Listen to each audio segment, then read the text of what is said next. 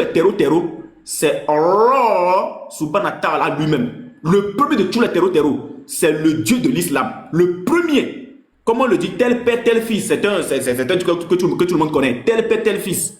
C'est vrai, Allah de l'autre côté n'est pas père, selon certains musulmans. Et comme on le dit, chaque musulman a son islam. Ce qui veut dire que, c'est-à-dire, il y a chacun qui lui pense que son Dieu, Allah, est père. C'est clair.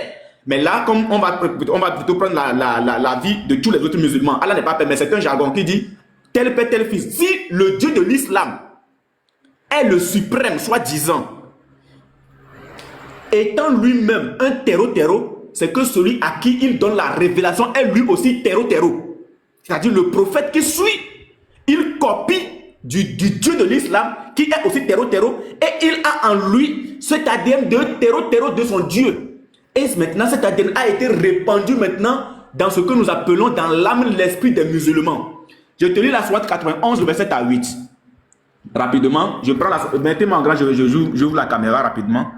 Voilà. La sourate 91, le verset 7 à 8. Vous allez comprendre quelque chose. La sourate 91, le verset 7 à 8, qui dit ceci. Voilà. Regarde bien le fantastique, parce que tu vas découvrir beaucoup de choses ce soir. Alors, la sourate 91, le verset 7 à 8 nous dit ceci. La sourate 91, Ash-Shams, le verset 7 à 8. Et par l'âme, et celui qui l'a harmonieusement façonné, c'est-à-dire Allah, et lui a alors inspiré son... Fantastique, c'est quoi ça? Son quoi? Immoralité. Merci beaucoup. Et lui a alors inspiré son immoralité, de même que ça. Bon, la piété, on laisse ça de côté. Nous sommes là. Nous sommes là. Donc, si le Dieu de l'islam inspire enfin, que TikTok nous excuse, si ce Dieu de tous les clans inspire ce qu'on appelle l'immoralité, ça veut dire qu'ils doivent grandir, ils doivent cheminer, ils doivent évoluer dans l'immoralité. Et ça, c'est clair. Et ce que nous appelons le terreau, c'est de l'immoralité pure.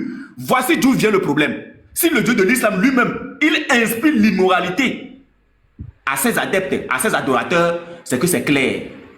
Alors, le djihadisme. Nous sommes ici avec ce qu'on appelle le dictionnaire, un petit dictionnaire qui nous explique le mot djihad.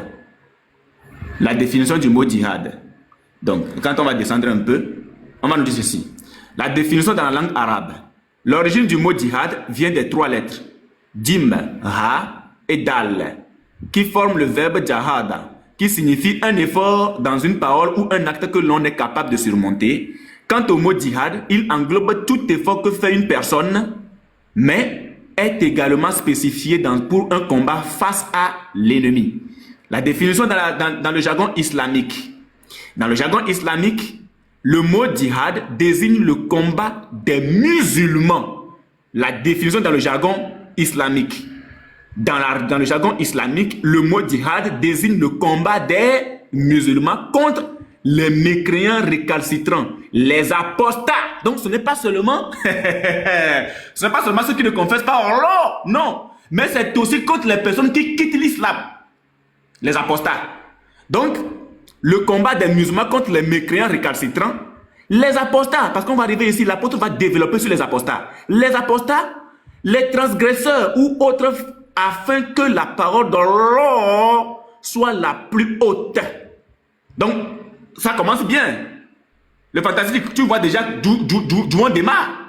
Ça veut dire que déjà, c'est l'ADN même de l'islam. Personne ne peut dissocier ça. Personne ne peut dire le contraire. Ce qu'il faut savoir à propos du djihad, il y a les négateurs, il y a les exagérateurs. Alors les négateurs, écoutez bien. Il s'agit de ceux qui nient totalement ou partiellement l'existence du djihad en islam. Ce sont des négateurs, ce sont des mécréants.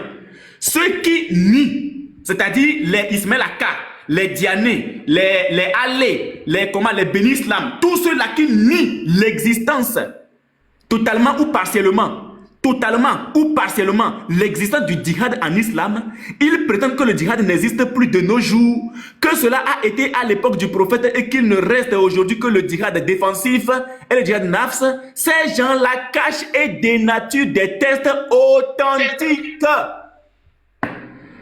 Donc les bénis islam, ceux qui ont peur de venir aujourd'hui prouver que l'islam n'est pas associé au terreau, ce sont des personnes qui dénaturent les tests authentiques.